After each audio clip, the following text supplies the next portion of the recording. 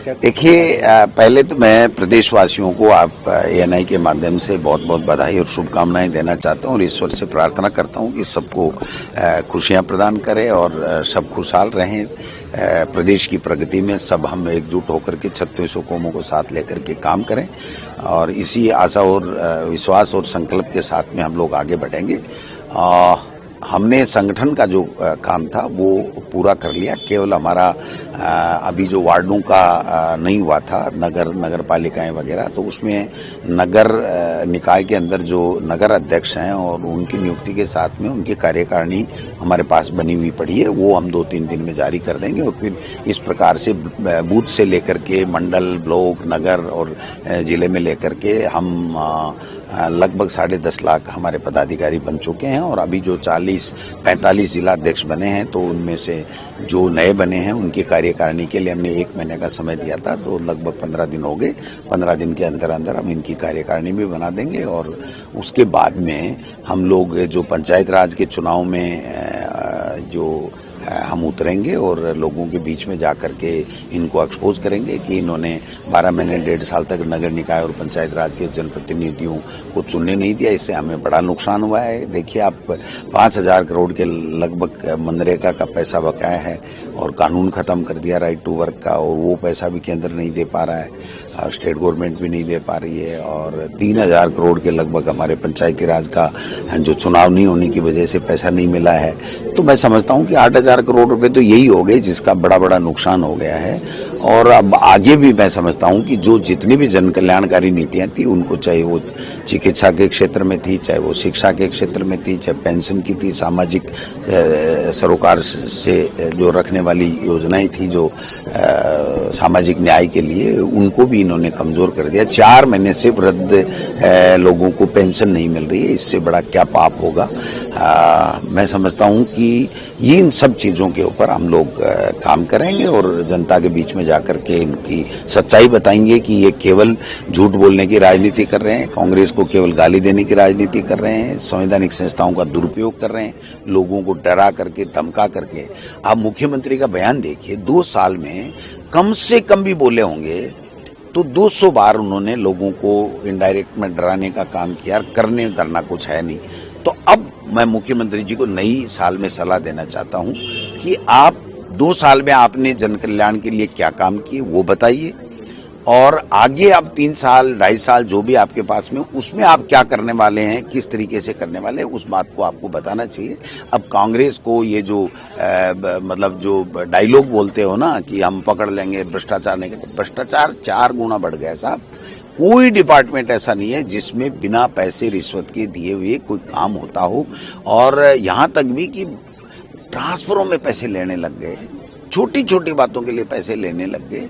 एक लिस्ट शिक्षा विभाग की निकलती है तो 4 जगह पर्ची कटती है, इसका हिस्सा अलग होगा, इसका हिस्सा अलग होगा, इसका हिस्सा अलग होगा। इससे बड़ी शर्म की क्या बात है। 800 करोड़ रुपए हमारे लैब्स हो रहे हैं, बच्चों के लैब नहीं बन रही है, केवल भ्रष्टाचार के कारण से कि वो देख रहा है मैं खा जाऊं, वो देख रहा है मैं खा जाऊं, वो देख रहा है मैं खा जाऊं। तो ऐसे अनेकों काम हैं, मैं आपको गिनाऊंगा तो शाम हो जाएगी। मैं तो ये कहना चाहता हूं, अब मुख्यमंत्री जी को अपना विजन बताना चाहिए और जो काम किया वो बताना। ऐसे मुखजबानी कहने से नहीं चलता काम की साहब हमने हमारे संकल्प पत्र को पूरा करें, इसका मतलब आपका संकल्प पत्र ही फर्जी था। जब आप कह रहे हो कि संकल्प पत्र पूरा ही कर दिया तो फिर किसान को किसान सम्मान निधि के नाम से पैसा क्यों नहीं मिल रहा है, लोगों को पेंशन क्यों नहीं मिल रही है, लोगों को पढ़ाने के लिए टीचर क्यों नहीं मिल रहे हैं।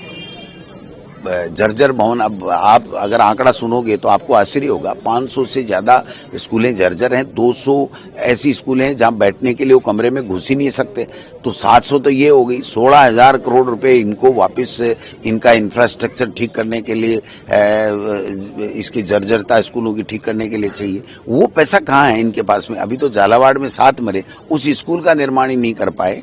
एक पैसा नहीं, एमएलए को लिख दिया एमएलए कोटा दे दें, तो एमएलए कोटा तो एक कानून से मिला हुआ है, वो उसके विवेक के ऊपर निर्भर करता है कि उस गाइडलाइन के मुताबिक वो कहाँ खर्च करे। लेकिन ये अगर हर डिपार्टमेंट ये लिखने लग जाता है एमएलए कोटा, तो कोई 100 करोड़ है क्या एमएलए कोटा? तो मैं समझता हूँ कि इन सब चीजों को देखना चाहिए। केवल दिखावे में फोटो खिंचवाने के लिए, मीडिया बाइट के लिए ये कह देना कि साहब हम जो है वो हम समीक्षा बैठकें कर रही हैं, ये कर रही हैं। भ्रष्टाचार तो दिन दुगना रात चौगुना बढ़ रहा है और आप समीक्षा बैठक करके बोर कर रहे हो, अफसरों को काम करने से रोक रहे हो। तो ये आपको अप्रोच बदलनी पड़ेगी, ये मैं कहना चाहता हूँ। वो एसआईआर को लेकर ज्ञानेश कुमार से मिलकर आए, उनका कहना है कि एसआईआर को लेकर कोई जवाब नहीं मिला, ऊपर से एग्रेशन के साथ और बात। देखिए, ज्ञानेश कुमार जी को तो टास्क दे करके लाया गया है।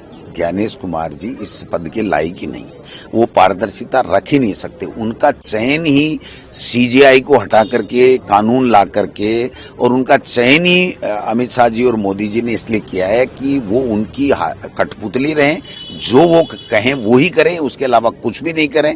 अब आप देखिए, एक तरफ तो यहाँ पर एसआईआर हो रही है, फरवरी के अंदर 11 या 15 तारीख के लगभग हमारी वोटर लिस्ट फाइनल होगी, और एक तरफ पंचायत राज के चुनाव में 2025 की जनवरी 2025 को जो वोटर लिस्ट हुई थी, उसके आधार पे वोटर लिस्ट बनाने का हमारा राज्य निर्वाचन कमीशन ने आदेश दे दिया। तो दोनों कैसे होंगे आप बताइए? जो 40 लाख लोग 2025 में तो खैर अब नहीं है, तो क्या वो 40 लाख लोग दोबारा वोट डालेंगे? या फिर ये जो नई वोटर लिस्ट है इसके मुताबिक इनको चुनाव कराना चाहिए था? तो खुद का ही ये कंट्रोवर्शियल जो है एक्ट है। तो इसके ऊपर अब बीजेपी क्या कहती है बताइए कि राज्य निर्वाचन आयोग ने राज्य सरकार की अभिशंसा से ही वो पंचायत राज के चुनाव करवाने के लिए जब कोर्ट ने कह दिया तो काम कर रही है। तो जनवरी 2025 की वोटर लिस्ट उनके लिए मान्य करके वोटर लिस्ट का काम 19 जनवरी को इनको या 25 जनवरी को पूरा करना है। और दूसरी तरफ एसआईआर की जो वोटर लिस्ट है जिसमें 40 लाख के लगभग नाम कट रहे हैं, वो वोटर लिस्ट आएगी फरवरी में। तो आप बताइए कि जनवरी वाले से करा रहे हो, फरवरी वाले से करा रहे हो? तो 40 लाख लोग तो फिर वोट देंगे पंचायत राज चुनाव में, और एक तरफ ये कह रहे हैं ये तो फर्जी हैं सारे, या तो मर गए या शिफ्टेड हो गए या डबल एंट्री है। तो ये समझ में नहीं आ रहा है इनके कि करना क्या है। देखिए, राइट टू वर्क सोनिया जी ने और मनमोहन सिंह जी ने दिया था और काम का अधिकार दिया था, उसको आज ये खत्म कर रहे हैं। केवल नाम ही नहीं चेंज कर रहे हैं, महात्मा गांधी का नाम चेंज कर रहे हैं। वो कोई बात नहीं, चलो ठीक है, इनके मन में आ गई है। महात्मा गांधी को मानते ही नहीं है, नाथूराम गोडसे की विचारधारा को मानने वाले लोग हैं, तो ये कर दें।